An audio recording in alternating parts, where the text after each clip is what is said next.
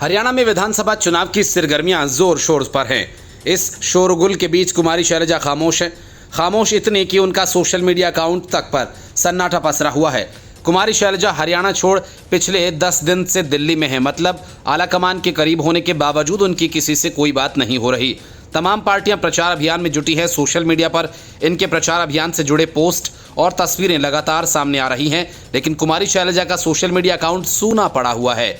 शैलजा के x account पर जाएं तो वहां सबसे ऊपर राहुल गांधी के साथ हाथ मिलाती एक तस्वीर दिखाई देती है। ये पोस्ट 8 जून का है, जिसे उन्होंने पिन करके रखा हुआ है। इसके साथ ही उन्होंने लिखा कि हरियाणा में भी हाथ बदलेगा हालात।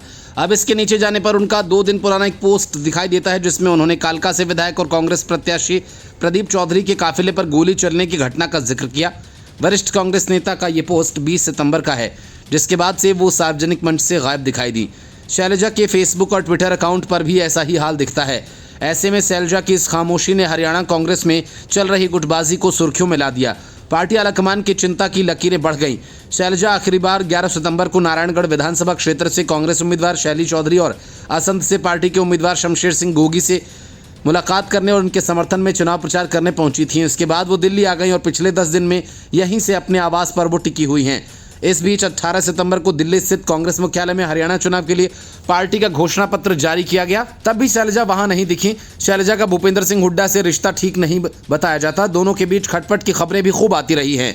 इस विधानसभा चुनाव के लिए प्रचार में अभियान में दोनों नेता एक दूसरे से दूर दूर ही दिखाई दिए। बताया जाता है कि हुड्डा ने शैलजा को साइडलाइन किया हुआ है और शैलजा इसी बात से नाराज हैं। दिल्ली में वो अपने समर्थकों के साथ मुलाकात करके भविष्य के कदम पर मंथन कर रही हैं। शैलजा की इस नाराजगी ने बीजेपी को भी एक नया हथियार दे दिया। हरियाणा के पूर्व मुख्यमंत्री खट्टर ने कांग्रेस की इस अंदरूनी कलह पर निशाना साधते हुए उन्हें बीजेपी में शामिल होने का न्योता तक दे दिया। उन्होंने कांग्रेस पर तंज कसते हुए कहा कि हरियाणा कांग्रेस में बहुत ज्यादा अंतर कलह है। मुख्यमंत्री पद के लिए उनके चेहरे को लेकर कोई क्लियर तस्वीर नहीं है। पिता और पुत्र यानी भूपेंद्र और दीपेंद्र के बीच लड़ाई है। पिता कहते हैं मुख्यमंत्री बनेंगे, बेटा कहता है कि वो मुख्यमंत्री बनेगा। उनके अलावा दूसरे नेताओं की भी मुख्यमंत्री पद पाने की इच्छा है। और इसके साथ ही खट्टर ने कहा कि हमारी दलित बहन घर बैठी है। आज बहुत से लोग सोच रहे हैं कि उन्हें क्या करना चाहिए। बहुत से लोग उनसे नाराज थे। हमने उन्हें अपनी पार्टी में शामिल किया। हम पेशकश के साथ तैयार हैं और अगर वो आती हैं तो हम उन्हें पार्टी में शामिल करने के लिए भी तैयार हैं। हालांकि कांग्रेस हुड्डा और शैलजा के बीच किसी भी मतभेद को सिरे से खारिज कर रहा है। कुछ दिन पहले पी चिदंबरम ने दावा किया कि हरियाणा प्रदेश कांग्रेस में कोई मतभेद नहीं।